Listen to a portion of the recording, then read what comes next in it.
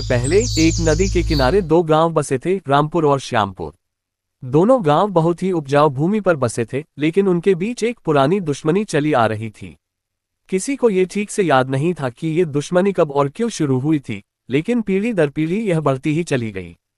रामपुर के लोग श्यामपुर के लोगों से नफरत करते थे और श्यामपुर के लोग रामपुर के लोगों को अपना दुश्मन मानते थे। अगर किसी त्योहार या मेले में दोनों गांव के लोग मिल जाते तो झगड़े और मारपीट आम बात थी।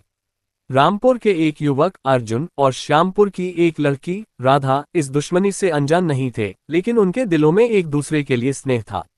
दोनों की मुलाकात एक दिन नदी के किनारे हुई, जब राधा पानी भरने आई थी और अर्जुन अपनी नाव ठीक कर रहा था। धीरे धीरे उनकी मुलाकातें बढ़ने लगीं।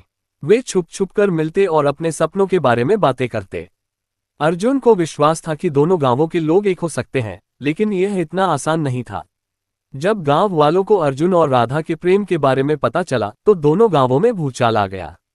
रामपुर के लोग अर्जुन पर नाराज थे कि उसने श्यामपुर की लड़की से प्रेम किया, और श्यामपुर के लोग राधा को बेइज्जती का कारण मानने लगे। राधा के पिता, जो श्यामपुर के मुखिया थे, ने घोषणा कर दी कि अगर राधा ने अर्जुन से शादी करने की जिद की तो उसे गांव से निकाल दिया जाएगा।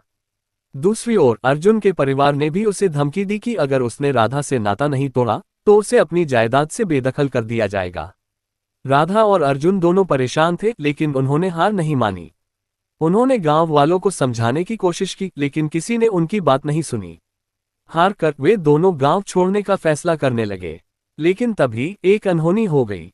नदी में अचानक बाढ़ आ गई, जिससे दोनों गांवों में तबाही मच गई। गांवों की